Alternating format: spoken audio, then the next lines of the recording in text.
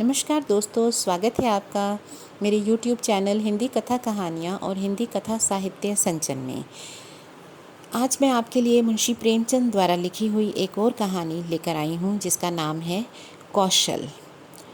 पंडित बलराम शास्त्री की धर्मपत्नी माया को बहुत दिनों से एक हार की लालसा थी और वह सैकड़ों ही बार पंडित जी से इसके लिए आग्रह कर चुकी थी, किंतु पंडित जी हीला हवाला करते रहते थे। यह तो साफ साफ ना कहते थे कि मेरे पास रुपए नहीं हैं। इनसे उनके पराक्रम को बट्टा लगता था। तर्कनाओं की शरण लिया करते थे। गहनों से कुछ लाभ नहीं, एक तो धातु अच्छी नहीं मिलती, उस पर सोनार रुपए के 8-8 आने कर देता है, और सबसे बड़ी बात है कि घर में गहने रखना चोरों को नेवता देने के समान है। घड़ी भर श्रृंगार के लिए इतनी विपत्ति सिर पर लेना मूर्खों का काम है। बेचारी माया तर्कशास्त्र न पढ़ी थी, इन युक्तियों के सामने निरुत्तर हो जाया करती थी। पड़ोसिनों को देखकर उसका जी ललचाया करता था, पर दुख किससे कहे। यदि पंडित जी ज़्यादा मेहनत के योग्य होते तो यह मुश्किल आसान हो जाती, पर वह आलसी जीव थे, अधिकांश समय भोजन और विश्राम में व्यतीत किया करते थे। पत्नी जी की कटुक्तियाँ सुननी मंजूर थी, लेकिन निद्रा की मात्रा में कमी न कर सकते थे। एक दिन पंडित जी पाठशाला से आए तो देखा कि माया के गले में सोने का हार विराज रहा है। हार की चमक से उसकी मुख ज्योति चमक उठी थी। उन्होंने उसे कभी इतना सुंदर न समझा था। पूछा, यह हार किसका है? माया बोली, पड़ोस में जो बाबूजी रहते हैं उन्हीं की स्त्री का है। आज उनसे मिलने गई थी, यह हार देखा, बहुत पसंद आया, तुम्हें दिखाने के लिए पहन कर चली आई। बस ऐसा ही एक हार मुझे बनवा दो। इस पर पंडित ने कहा, दूसरे की चीज़ नाहक मांग लाई, कहीं चोरी हो जाए तो हार तो बनवाना तो पड़ेगा, ऊपर से बदनामी भी होगी। इस पर माया ने कहा, मैं तो ऐसा ही हार लूँगी, 20 तोले का है। पंडित जी बोले, फिर वही जिद। माया ने कहा, जब सभी पहनती हैं तो मैं ही क्यों ना पहनूं। फिर पंडित जी ने कहा, सब कुएं में गिर पड़े तो तुम भी कुएं में गिर पड़ोगी। सोचो तो, इस वक्त इस हार को बनवाने में 600 रुपये लगेंगे, और अगर 1 रुपया प्रति सैकड़ा ब्याज रख लिया जाए तो वर्ष में 600 रुपये के लगभग 1000 रुपये हो जाएंगे। लेकिन 5 वर्ष में तुम्हारा हार मुश्किल से 300 रुपये का रह जाएगा। इतना बड़ा नुकसान उठाकर हार पहनाने का क्या सुख। यह हार वापस कर दो, भोजन करो और आराम से पड़ी रहो। यह कहते हुए पंडित जी बाहर चले गए।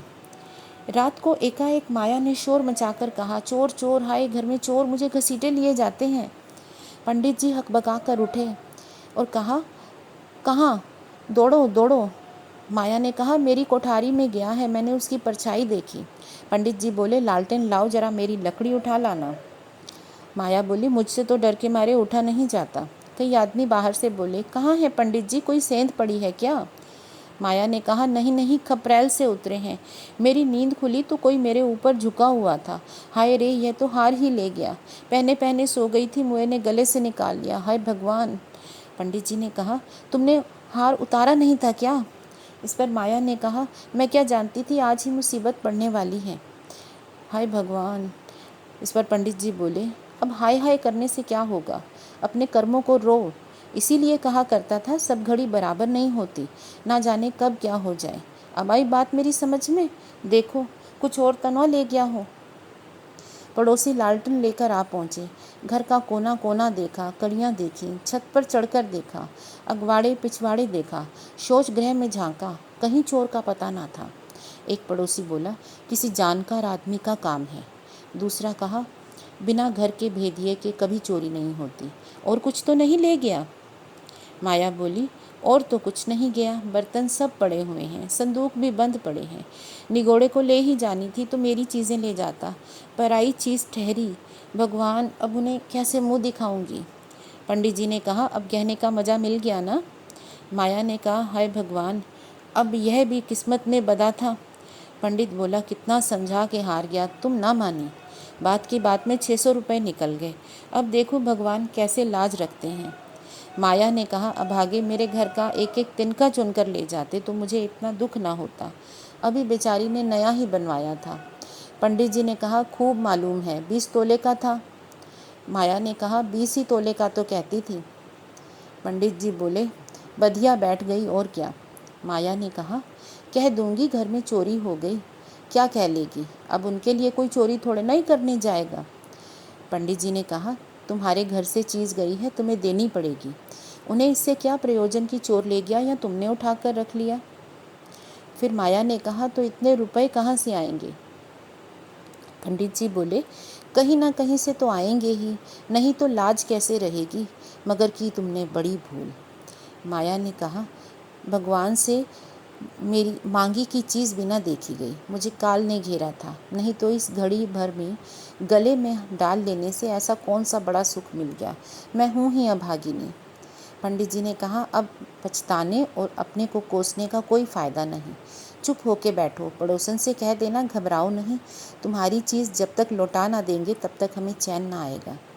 पंडित बालक राम को अब नित्य ही चिंता रहने लगी, किसी तरह हार बने, यों अगर टाट उलट देते तो कोई बात न थी, पड़ोसिन को संतोष ही करना पड़ता, ब्राह्मण से कौन झगड़ा मोल ले। किंतु पंडित जी ब्राह्मण के गौरव को इतने सस्तों न बेचना चाहते थे। आलस्य छोड़कर धनोपार्जन में दर्द चित हो गए। 6 महीने तक उन्होंने दिन को दिन और रात को रात न जाना, दोपहर को सोना छोड़ दिया, रात को भी बहुत देर तक जागते। पहले केवल एक पाठशाला में पढ़ाया करते थे, इसके सिवा वह ब्राह्मण के लिए खुले हुए 101 व्यवसायों में से सभी को निंदनीय समझते थे। अब पाठशाला से आकर संध्या एक जगह भगवत की कथा कहने जाते, वहाँ से लौटकर 11-12 बजे तक जन्म कुंडलियाँ, वर्षफल आदि बनाया करते, प्रातःकाल में मंदिर में दुर्गा जी का पाठ करते। माया पंडित जी का अध्य व्यवसाय देखकर कभी कभी पछताती कि कहाँ से मैंने यह विपत्ति सिर पर ले ली, कहीं बीमार न पड़ जाएं, लेने के देने पड़ जाएंगे। उनका शरीर क्षीण होने लगा था, उसे अब चिंता होने लगी, यहाँ तक कि 5 महीने गुजर गए। एक दिन संध्या समय वह दिया बाती करने जा रही थी कि पंडित जी आए, जेब से पुड़िया निकालकर उसके सामने फेंक दी और बोले, लो, आज तुम्हारे ऋण से मुक्त हो गया। माया ने पुड़िया खोली तो उसमें सोने का हार था। उसकी चमक दमक, उसकी सुंदर बनावट देखकर उसके अंतस्थल में गुदगुदी सी होने लगी, मुख पर आनंद की आभा दौड़ गई।